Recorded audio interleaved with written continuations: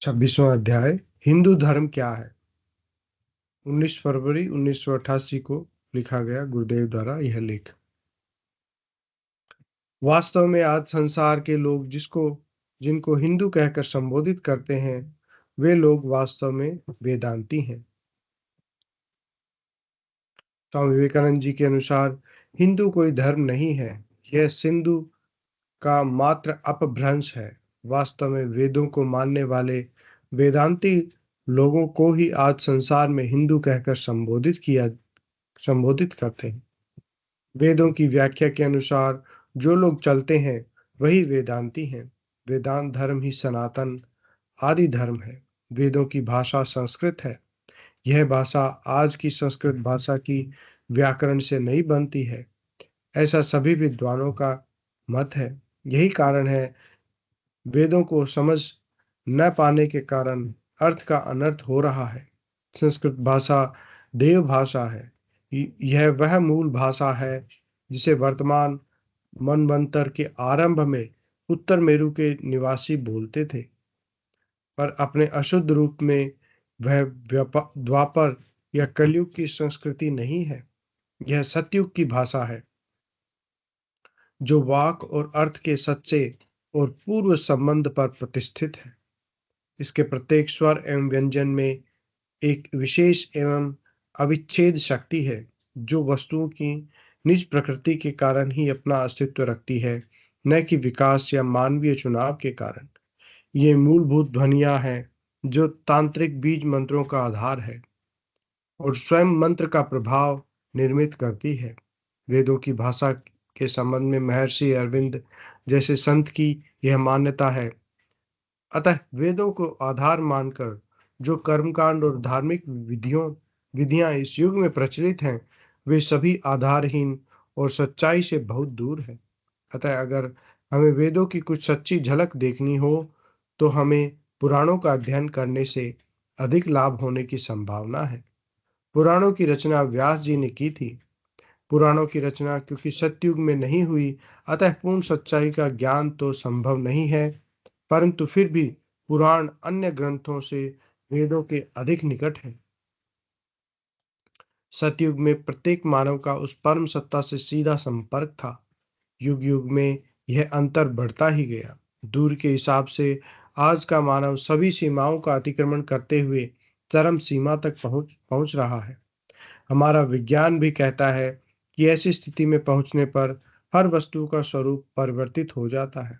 इस संबंध में विष्णु पुराण हमें स्पष्ट बताता है। विष्णु पुराण में हमें बताता है कि सतयुग में विष्णु यज्ञ के रूप में अवतरित होते हैं। त्रेता में विजेता और राजा तथा द्वापर में व्यास, संकलनकार, संहिताकार और शास्त्रकार के रूप में। इसका अर्थ यह नहीं है कि वे यज्ञ कर्म के रूप में अवतरित होते हैं।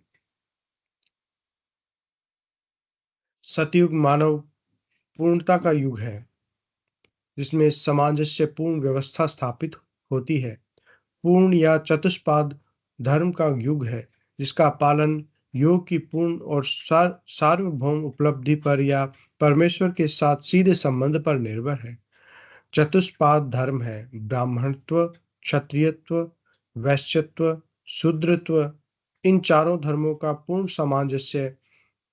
इस कारण सतयुग में पृथक वर्ण अस्तित्व नहीं रखते। त्रेता में ब्राह्मणत्व का ह्रास होने लगता है, पर वह क्षत्रियत्व की सहायता करने के लिए एक गौण शक्ति के रूप में बना ही रहता है। उस समय क्षत्रियत्व ही मानव जाति पर शासन करता है।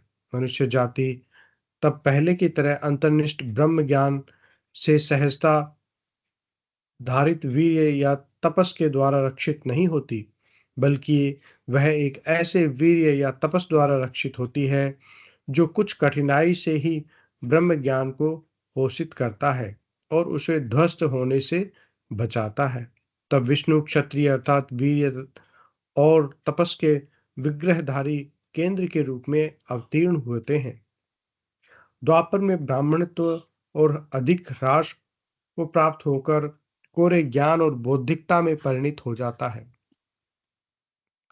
क्षत्रियत्व वैश्यत्व को आश्रय देने वाली एक अधीनस्थ शक्ति बन जाता है और वैश्यत्व को अपने प्रभुत्व का अवसर प्रदान होता है।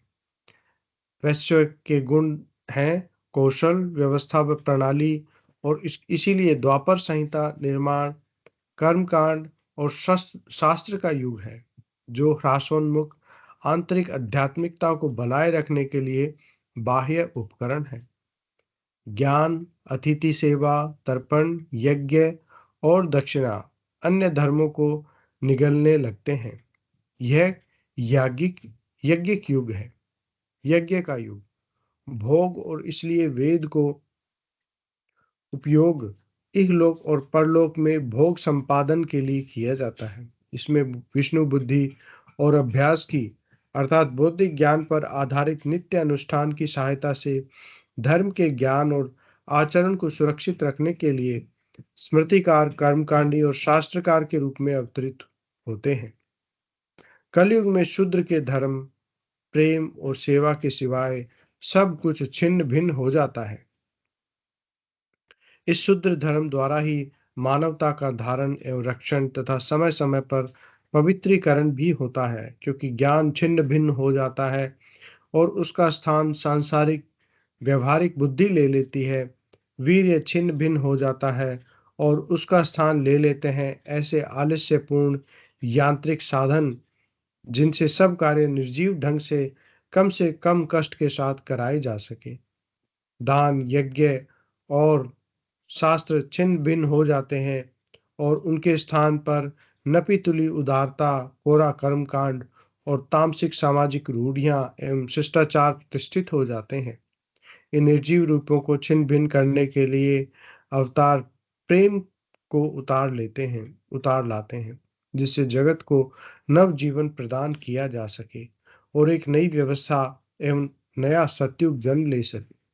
जबकि परमेश्वर पुनः यज्ञ के रूप में अर्थात ज्ञान, बल, सुखोपभोग और प्रेम रूपी चतुष्पाद धर्म की पूर्ण अभिव्यक्ति से संपन्न परम विष्णु के रूप में अवतीर्ण होंगे। विष्णु पुराण के उपयुक्त वर्णन स्पष्ट करता है कि कलयुग में पूर्ण निर्जीव सत्ता का विस्तार है। तामसिकता अपनी चरम सीमा को छू रही है, अतः यही समय उस परम सत्ता के अवतरण का उपयुक्त समय है। काल के गुण धर्म के कारण संसार के सभी धर्म केवल कोरे कर्मकांड, शब्दजाल, प्रदर्शन और तर्क शास्त्र के सहारे अध्यात्म की आड़ में अन्याय, अत्याचार और शोषण करने में लगे हुए हैं। धर्म मात्र प्रत्यक्षानुभूति और साक्षात्कार का विषय है। विष्णु पुराण में पुनः सतयुग की जो बात कहकर उसके गुण धर्म बताए गए हैं, वे सभी महर्षि अरविंद की इस भविष्यवाणी से पूर्ण रूप से मेल खाते हैं। 24 नवंबर 1926 को श्री कृष्ण का पृथ्वी पर अवतरण हुआ था। श्री कृष्ण का अतिमानसिक प्रकाश नहीं है। श्री कृष्ण के अवतरण का अर्थ है अधिमानसिक देव का अवतरण, जो जगत को अतिमानस और आनंद के लिए तैयार करते हैं। श्री कृष्ण आनंदमय हैं। वे अतिमानस को अपने आनंद की ओर उद्बुद्ध करके विकास का समर्थन और संचालन करते हैं। इस प्रकार की भविष्यवाणियां संसार के कई संत कर चुके हैं।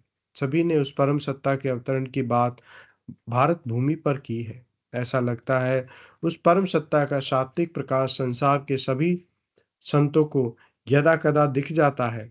मेरी प्रत्यक्षानुभूति के अनुसार भी वह परम आध्यात्मिक सत्ता इस युग के भौतिक विज्ञान के वैज्ञानिकों को प्रमाण सहित ऐसे चमत्कार दिखाएगी कि सभी उसके सामने नतमस्तक होकर उस परम सत्ता के अधीन होकर कार्य करने लगेंगे। इस प्रकार हमारे वेदों में वर्णित बात सत्य होगी और कलयुग का अंत होकर पुनः सतयुग की स्थापना होगी।